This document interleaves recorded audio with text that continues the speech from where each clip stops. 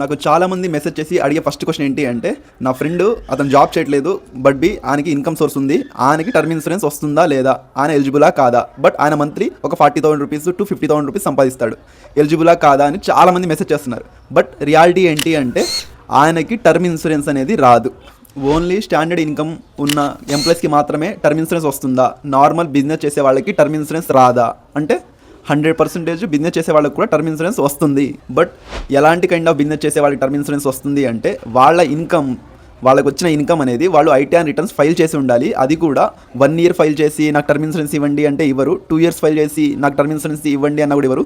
Minimum 3 years కన్సిస్టెంట్గా ITR returns file చేసి ఉండాలి, ఇన్కమ్ ట్యాక్స్ పే చేసి ఉండాలి. యాక్చువల్గా నాకు కూడా అంతే అనిపిస్తుంది.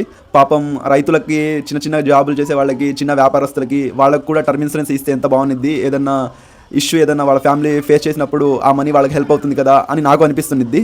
But as per IRDAI rules HLV values అని కొన్ని ఉంటాయి, దానివల్ల వాళ్ళు టర్మ్ ఇన్సూరెన్స్ అనేది అందరికీ ప్రొవైడ్ చేయలేరు. మీరు pure form of protection insurance అంటే టర్మ్ ఇన్సూరెన్స్కి మీరు ఎలిజిబిలిటీ లేకపోతేనో, మీరు ఎలిజిబుల్ కాకపోతేనో మాత్రమే మీరు యూలిప్స్కి, లేకపోతే గ్రిప్ గ్యారంటీ రిటర్న్ ఇన్సూరెన్స్ ప్లాన్స్కి, లేకపోతే ఎండర్మెంట్ ప్లాన్స్కి వెళ్ళండి. మీకు ఎలిజిబిలిటీ ఉంటే మాత్రం దయచేసి ఫస్ట్ ప్రయారిటీ మాత్రం ప్యూర్ ఫామ్ ఆఫ్ టర్మ్ ఇన్సూరెన్స్కి మాత్రమే ఇవ్వండి.